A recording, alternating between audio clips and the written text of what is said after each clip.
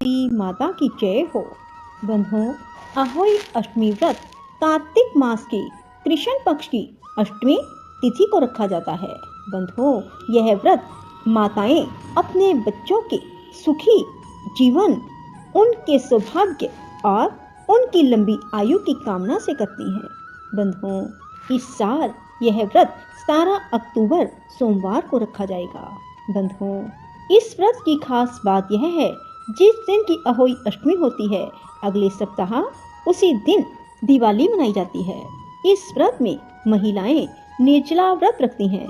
पूरे दिन बिना अन्न जल ग्रहण किए दिन में अहोई माता की कथा कर रात को तारों को देखकर व्रत खोला जाता है। इस व्रत के दौरान किसी भी प्रकार की नुकीली चीज जैसे चाकू आदि का इस्तेमाल नहीं किया जाता। यह व्रत सभी जीवों की रक्षा करना सिखाता है। इस अष्टमी पर रवि योग, गुरु पुष्य योग, सर्वार्थ सिद्धि योग, अमृत सिद्धि योग, साध्य योग मिलकर इस पर्व का महत्व और भी बढ़ा रहे हैं। बंधुओं, अहोई पूजा का समय क्या रहेगा?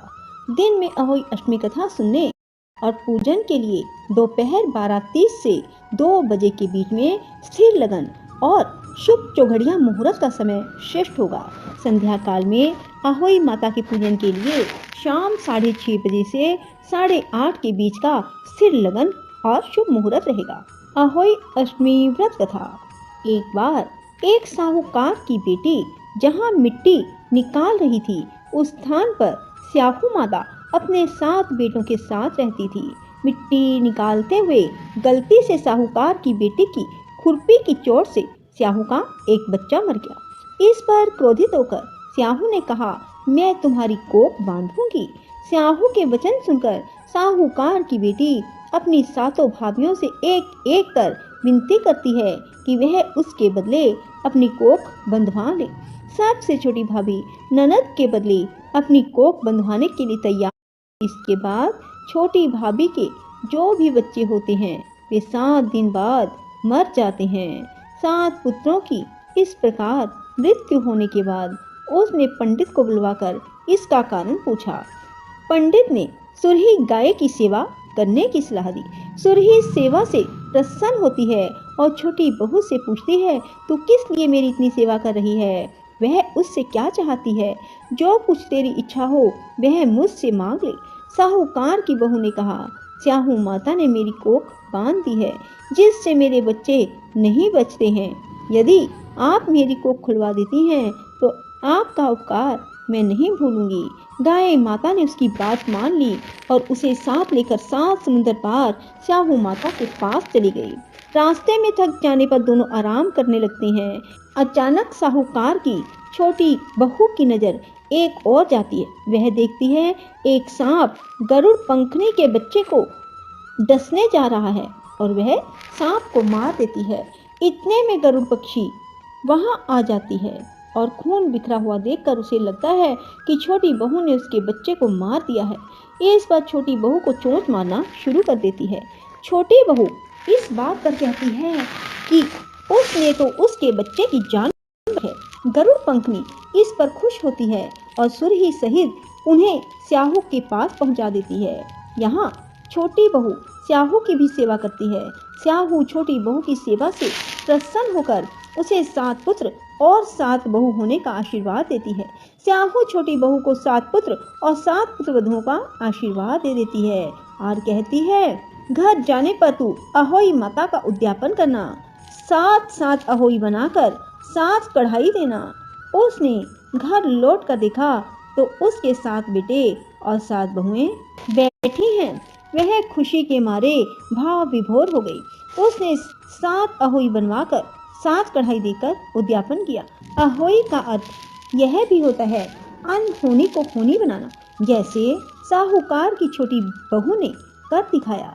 जिस तरह अहोई माता ने उस साहूकारनी बहू की कोख को खोल दिया, उसी प्रकार इस व्रत को करने वाली सभी नारियों की अभिलाषा पूर्ण हो।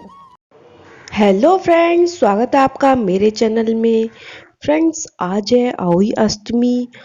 आज के दिन अहोई माता का पूजन किया जाता है और साथ ही साथ अपनी संतान की रक्षा के लिए व्रत रखती हैं सभी औरतें। फ्रेंड्स, ऐसा माना जाता है कि इस दिन व्रत करने से जो हमारी संतान होती है उन पे किसी भी तरह की कोई भी दिक्कत परेशानी नहीं आती है। इसलिए सभी औरतें अपने बच्चों के लिए ये व्रत पूरी श्रद्धा भाव से रखती हैं और जब रात को तारे निकल आते हैं तो उनको अर्घ देकर वो अपना व्रत खोल लेती हैं। फ्रेंड्स, हमारे यहाँ ऐसा माना जाता है, वैसे तो सभी के यहाँ ऐसा नहीं होता होगा, कि हमारे यहाँ जिनके पुत्र होता है या जिनके लड़का होता है वो ही व्रत रखती हैं। तो इसलिए मैंने कोई भी व्रत नहीं रखा है क्योंकि मेरी एक छोटी बेटी है और जैसे हमारी यहाँ मान्यता चल रही है उस हिसाब से हम लोगों को करना पड़ता है। और यहाँ मेरी दीपावली की साफ सफाई चल रही है। फ्रेंड्स, बच्चों के साथ बहुत ज़्यादा दिक्कतें आती हैं साफ सफाई करने में। सारे घर के काम बहुत ज़्यादा पेंडिंग ही पड़े रह जाते हैं और साथ ही साथ मेरा ब्लॉग भी डेली लेट ही जाता है। नहीं तो मेरा रूटीन रहता है कि मैं 8 बजे तक, मॉर्निंग के 8 बजे तक अपना ब्लॉग मतलब अपलोड कर दूँ यूट्यूब पर। लेकिन फ्रेंड्स, यही होता है कि बच्चे के साथ सारा सब कुछ मैनेज करना बहुत ज़्यादा मुश्किल हो जाता है। फिलहाल तो मेरी देखिए ऑलमोस्ट ये मैंने कवर्ड जो है वे सारी अच्छे से साफ कर दी हैं। देखिए बिल्कुल अच्छे से इनको मैनेज करके रख दिया है और साथ ही साथ जो भी बर्तन मुझे लग रहे थे गंदे हो गए हैं उनको भी मैं धुल धुल कर अंदर रख दे रही हूँ। इससे थोड़ी सी साफ सफाई बनी रहती है। और फ्रेंड्स, अभी मेरा किचन भी पूरा साफ नहीं हुआ है, 1 दिन हो चुका है और आज अहोई अष्टमी है तो हमें गाँव भी जाना है। तो इस वजह से आज तो मैंने कोई सफाई नहीं की है। साथ ही साथ मेरी सिस्टर भी आई हुई है तो इस वजह से मैंने सोचा मैं कल को ही सफाई करूँगी। तो फ्रेंड्स, अब मैं ये ब्लॉग की एडिटिंग भी मैंने दिन में ही की है, अहोई अष्टमी वाले दिन ही, और आज ही मैं इसको डालूंगी। और ये जो मैंने शूट किया है ये कल का है, वो अहोई अष्टमी से 1 दिन पहले का। और फ्रेंड्स, ये रहता है कि जब मैं डेली ब्लॉग डालती हूँ तो वो 1 दिन पहले शूट करती हूँ, उसके बाद अगले दिन जाता है मेरा यूट्यूब पर। और फ्रेंड्स, यूट्यूब पर काम करना इतना आसान नहीं होता, बहुत ज़्यादा मेहनत लगती है और साथ ही साथ लोगों के ताने भी सुनने पड़ते हैं कि क्या यूट्यूब पे कर रही है, इतनी पढ़ी लिखी होकर यूट्यूब कर रही है, इससे अच्छा तो पढ़ाई कर ले। फ्रेंड्स, पढ़ाई करने में भी इतना ही टाइम जाता है।